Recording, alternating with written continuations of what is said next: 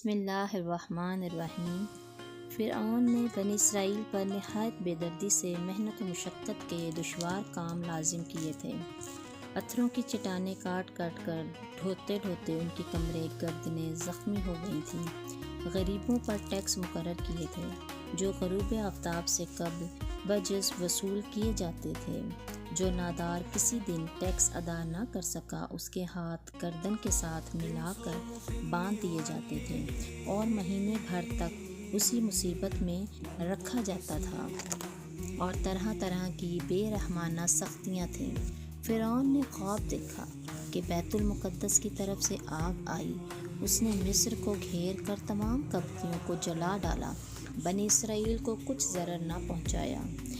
اس سے اس کو بہت وحشت ہوئی۔ کاہنوں نے تعبیر دی کہ بنی اسرائیل میں ایک لڑکا پیدا ہوگا جو تیرے ہلاک اور زوال سلطنت کا باعث ہوگا۔ یہ سن کر فرعون نے حکم دیا کہ بنی اسرائیل میں جو لڑکا پیدا ہو اسے قتل کر دیا جائے۔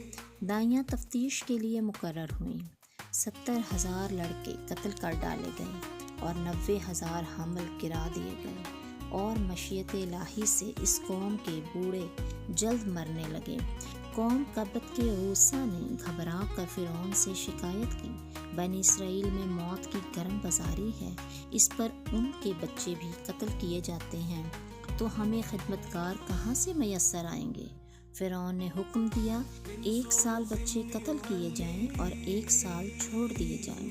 تو جو سال چھوڑنے کا تھا اس میں حضرت ہارون علیہ السلام پیدا ہوئے، اور قتل کے سال حضرت موسیٰ علیہ السلام کی ولادت ہوئی۔